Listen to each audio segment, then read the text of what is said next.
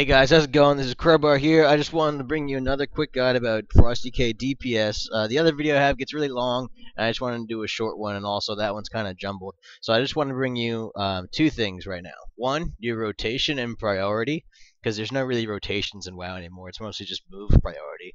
And then also your stat priority, and depending on what gear you have.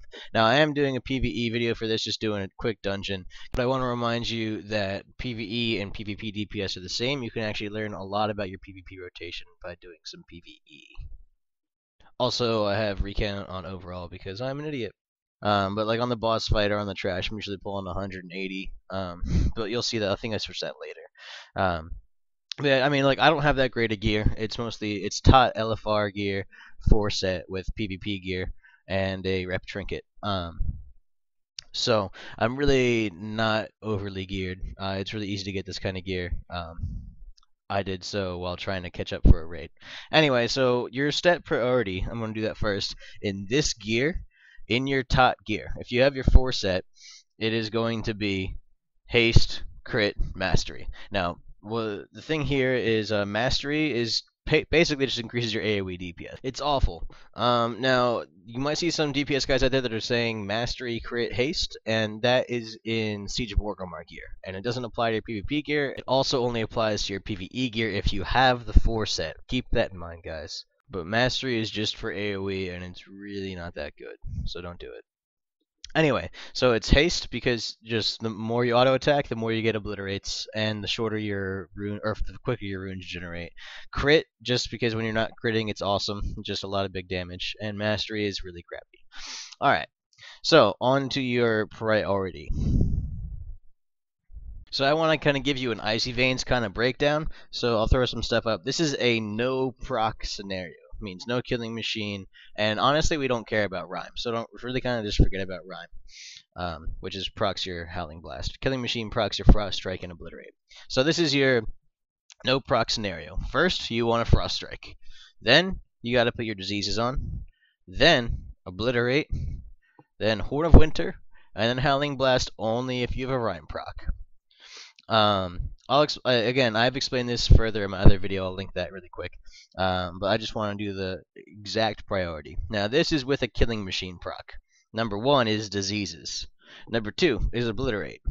Number 3 is frost strike if there's 2 seconds plus on obliterate. Number 4 is Horn of Winter. Number 5 is Howling Blast with a proc. And number 6 is frost strike with you being able to obliterate. Or number 6 is, I guess, Frost Strike if there's less than 2 seconds left on your Obliterate. And that's why that ability is pretty helpful. And like you can see, like I'll throw out some pretty awesome obliterates back to back, like I just did on the other boss, like 300Ks, 400Ks back to back in some other videos. And that is with the use of a cooldown, and I'm going to upload a cooldown rotation as well.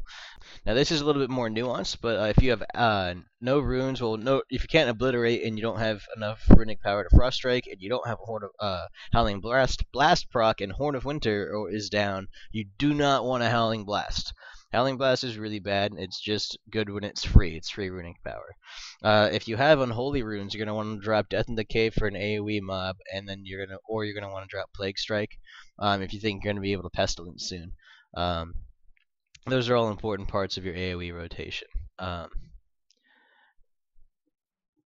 I'll give you a quick AoE rotation as well.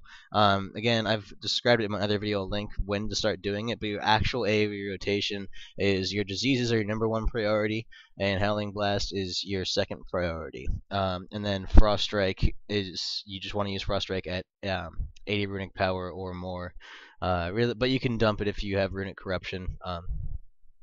Again, stacking that runic corruption is what's going to be important. However, back to your AoE rotation, keeping your diseases up, Pestilence needs to be on your bar, guys. I think mine is shift 9.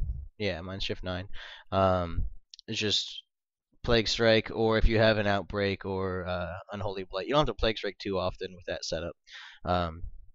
Just make sure you get both your diseases out and everywhere. And if it's a Pestilence to do so, you lose 1 Blood Rune or Death Rune. That's really not the end of the world. So that's your priority for AoE. Hey, thanks for watching. I hope you stay tuned for the next one. I'm just gonna kind of do all that YouTube blah, blah, blah, blah. Please like, comment, subscribe. It really helps a lot. And if you want to stay in touch with me, always the comment section is good. But my Facebook's down below, and also check out the music info down below. I try to have some pretty cool stuff down there for you guys to check out. So thanks again. See ya.